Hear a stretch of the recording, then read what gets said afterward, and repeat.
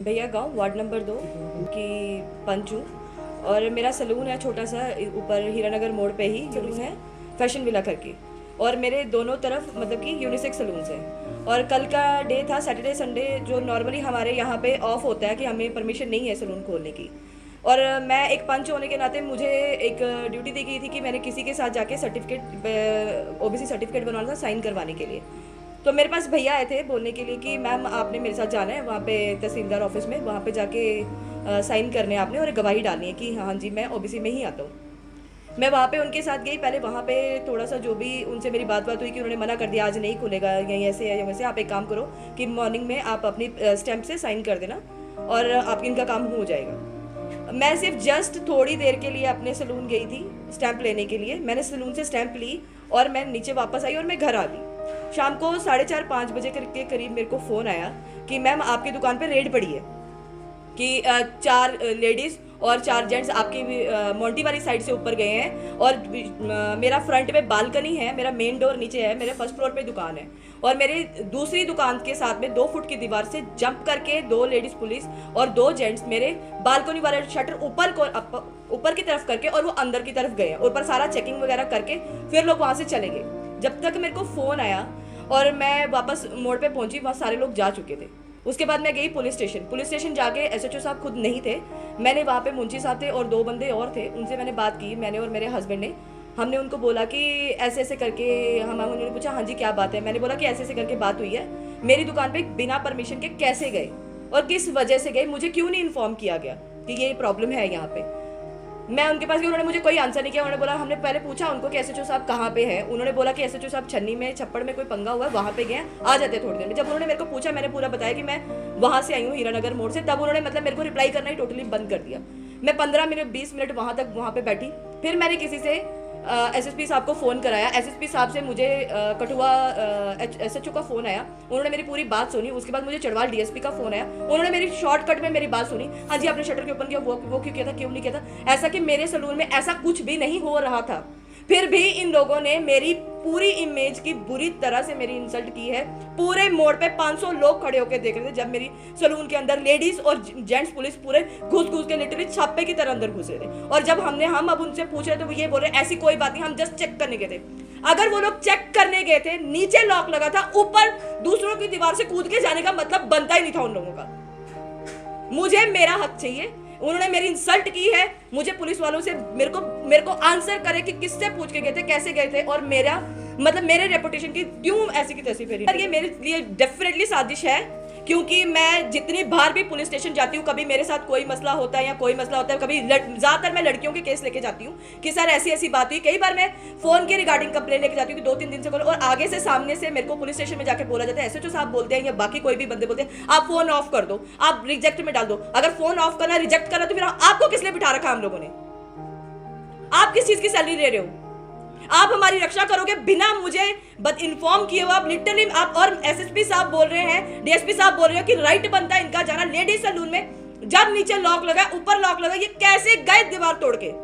दूसरों की दीवार फांद के मेरे सैलून में घुसे हैं, किसको पूछ के ये लोग गए? मुझे इस चीज का आंसर चाहिए। जो भी इन्होंने मेरे साथ किया है, मेरी इमेज खराब की है, इनका आंसर इन लोगों को करना पड़ेगा। बिल्कुल नारी शक्ति, नारी, ये इतनी सब बातें, हम बीजेपी से हैं और हमारे साथ ही ये किया। कभी वहां पे रिजौरी में देखो, अभी सरपंच को मारा, पहले वहां, अब मुझे नहीं आ रहा है याद, हम सब सुनते हैं। वहां पे तो चलो उग्रवादियों ने मारे, यहाँ कौन कर रहा है?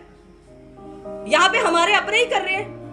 हम पुलिस को जाते हैं कि हमारी हेल्प कीजिए, ये हेल्प करते हैं। रात को 12 बजे जाओ। अभी थोड़े दिन पहले हमारी वार्ड का, हमारे हीरानगर का किसी ने किसी को मारा था, अभी तक उन्होंने कोई कार्रवाई नहीं की है। एक फोन हमें फोन आया था, वहां पे कुछ हो रहा है, क्या हो रहा है मुझे आके अभी बताए, मुझे आंसर करे। जैसे मेरी पब्लिक में धच्चियां उड़ाई थी, वैसे मुझे वहां पे आके आंसर करे 500 बंदों के बीच में। आज कंप्लेंट किसी की लिखते नहीं है और कह रहे हैं कि फोन करने पे हम आ गए।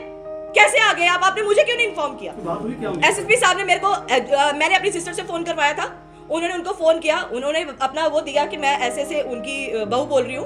उन्होंने बोला कि ठीक है मैम कोई नहीं, हम उनसे बात करते हैं। एसएसपी साहब ने उनको बोला कि मैं खुद कॉल करता हूँ, पर उनकी तरफ से मुझे कोई कॉल नहीं आया। मॉर्निंग में भी कल हम सारी रात वेट करते रहे, ना मैंने खाना खाया, ना मेरे घर में मेरे बच्चों ने खाना। मैं इवन मोड़ पे मैंने बोला था, मैं पुलिस स्टेशन में बोल के आई, मुझे अगर नहीं बताया गया मैं पुलिस स्टेशन के सामने सुसाइड करूंगी अपनी दोनों बेटियों को लेकर।